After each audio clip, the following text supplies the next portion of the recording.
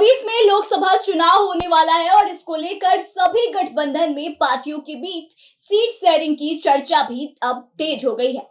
ऐसे में आपको बता दें कि भाजपा ने गठबंधन दलों के बीच सीट शेयरिंग का फॉर्मूला भी फाइनल कर दिया है।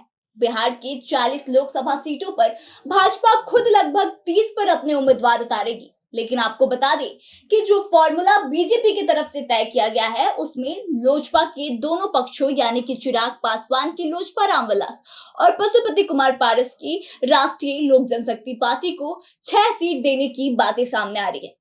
अब आपको बता दें कि सीट शेयरिंग का फॉर्मूला तय होने के बाद सबसे बड़ा जो झटका लगा है वह लोजपा रामविलास के प्रमुख चिराग पासवान को लगा है, जिन्हें की 3 सीट मिलती हुई नजर आ रही है। अब हम ऐसे क्यों कह रहे हैं, आइए आपको इस वीडियो में बताते हैं।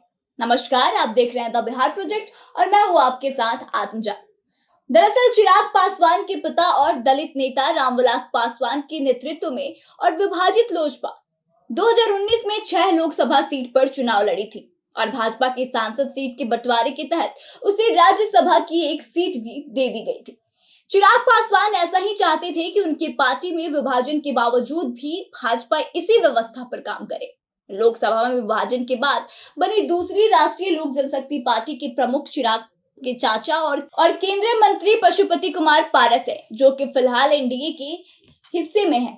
जैसा कि हमने कई बार आपको बताया है कि चिराग यह भी चाहते थे कि भाजपा उन्हें हाजीपुर लोकसभा सीट दे दे, जो कि दशकों से उनके पिता का गढ़ रहा है।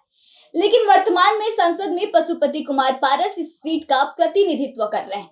चिराग के चाचा ने भी इस सीट पर अपना दावा करते हुए कहा है कि वह रामविलास पासवान के राजनीतिक उत्तराधिकारी हैं, न कि चिराग पासवान। भाजपा ने चाचा भतीजे के बीच सुलह कराने की भी बहुत कोशिश करी थी, लेकिन भाजपा को इसमें कामयाबी हाथ नहीं लगी। साथ ही आपको बता दें कि चिराग पासवान जो हैं 2020 की बिहार विधानसभा चुनाव के दौरान भाजपा के तत्कालीन सहयोगी नीतीश कुमार का विरोध करने के कारण एनडीए से अलग हो गए, लेकिन वह प्रमुख मुद्दों पर भाजपा के समर्थन में हमेशा से रहे हैं, जिसका परिणाम यह रहा कि 2023 में बीजेपी ने एक बार फिर से उन्हें एनडीए में शामिल कर लिया है। एनडीए में शामिल होने के बाद से चिराग पासवान अब यह उम्मीद जता रहे थे कि उन्हें कम से कम 5 या 6 सीट दे दी जाए, लेकिन भाजपा जो है वह इस बात को जानती है कि चिराग और पशुपति कुमार पारस दोनों ही उनके लिए कितना महत्वपूर्ण है, और इसलिए भाजपा इस कवायद में जुटी हुई है कि कैसे भी करके पशुपति कुमार पारस और चिराग को एक साथ कर दिया जाए। लेकिन भाजपा को इसमें सफलता हाथ नहीं लग पा रही, क्योंकि पशुपति पारस ने साफ तौर से यह बात कही थी कि उनके और चिराग के बीच मनभेद है, ना कि मतभेद, जो कि कभी भी ठीक नहीं हो सकता।